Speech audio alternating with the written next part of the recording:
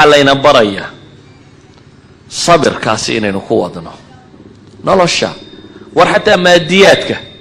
يدا وعلى ده تيمور لينك نبغرتو ينكي هراء كم دبوها وهذا أنا عيدا وتيبا لشبيه markii la soo jabiyay ayuu god galay soo wax haynin isagoo iska quuso godka ku jira baa la yiri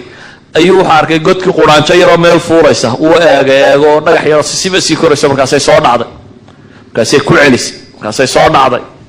markaas ay ku celisay markaas ay soo dhacday waxa la yiri intii uu eegayay quraanjadii 17 jeer meeshii tijaabisay mar 17aadkii bay ka gudubtay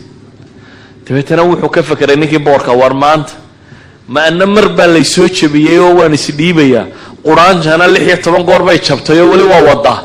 مرتضى بيطمنات كيف كبحضي then I will do another time وين أنكوع هي عنا وقوليست تد بدن بوشيري تطاركي ما لا بدن بكبودي واحد بدن مشاكل ورجع وردتك وين عزيمة يالتا فيش وين ديالتا ورشينها أركسان موت استعمالته فكريه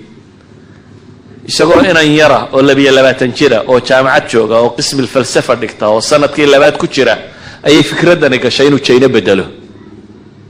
qiyaas arday yar oo jaamacad dhigto second year laakiin warrumaystay inuu wax bedeli karo sax ya qalad bedelkiisu midku doonahaado yani wuu u halgamay inuu China bedelo waanu bedelay waxaynu u baahannahay azaim iyo sabir waxaynu kala u baahannahay waqtigii waxa filaya inuu iska dhamaadiyo xusnu dhanni billah in ilaahay ku kalsoonaato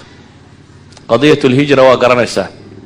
ma dhannuka bi ithnayn Allahu thalithuhuma nabi maxamed isagoo qura iyo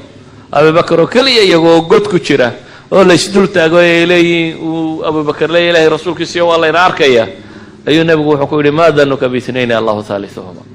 Abu Bakr maxaad u malaynaysaa labo إلهي يصدح وياه سبحانه وتعالى يعني لبا الله ولمانيا معيد يسهل ترتوى قولي سنيا إذا حسن الظن بالله ما لف يعني إنه إلهي كقمنا إن ننقصن وحين قالوا باهنهي العمل الدؤوب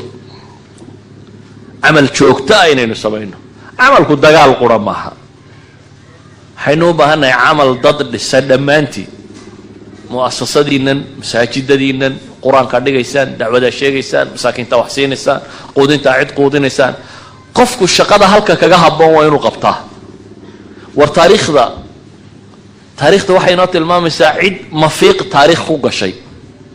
mafiiqinta ilaagta mafiiqda soo taqaaniin xaaqin waxa wax lagu fiiqo lagu xaaqo xaaqin bay taariikh ku gashay gabadhi nabiga kaleey salaatu wasalaam gabadhii madowbayda masaajidka uu uga dhisay buulka yar masaajidkiisii gudihiisa ayuu buul yar ka dhisay nabiga oo gabadhaas ay u hooyato gabadhaas ay taal kale iyo wax kale ay qabato ma hayso laakiin waxay og tahay bulshada muslimka inay wax u qabato wax qabadkeedu wuxuu noqday markaas inay masaajidka xaadho maaltii dambe geeriyootay dabeetana saxaabadii inta la maydho la kanfay oo lagu tukaday baa la iska soo aasay nabi maxamed waxba loogama sheegin waa la iska defudaydsaday salaam miskiinada oo masaajidka xaadxaadi jirtay waxay nabiga kaga lugoyn inta Allah aasay baa la soo nabigu maaltii dambe yiri war meeda islaanti markaas la yiri waqti geeriyootay ilaahay rasuulkiisiyo hal aadantumuni bu nabigu war maxay igu soo sheegi weydeen haday geeriyootay maxay igu soo sheegi weydeen xalaasheeday tusa xalaasheedii intuu tagay nabigu buu ku soo tukaday la tusay taariikhda haweentani waxay ku gashay mafiiq waxa lagaaga baahan inaad shaqo qabato qof muslima baa tahay inaad wax qabatid war masaajidka la fiiqa taariikh lagu gala idan dadku wada haliyay dagaalama iyo janan maaha laakiin dadku qof wal oo bashariba contribution buu leeyahay wax uu qabanaya waxa la inooga baahay waxa weeyaan al-amal ad-da'ub inaynu la nimaadno oo aynu soo saari karno bulsho muslima oo taariikhda gali karta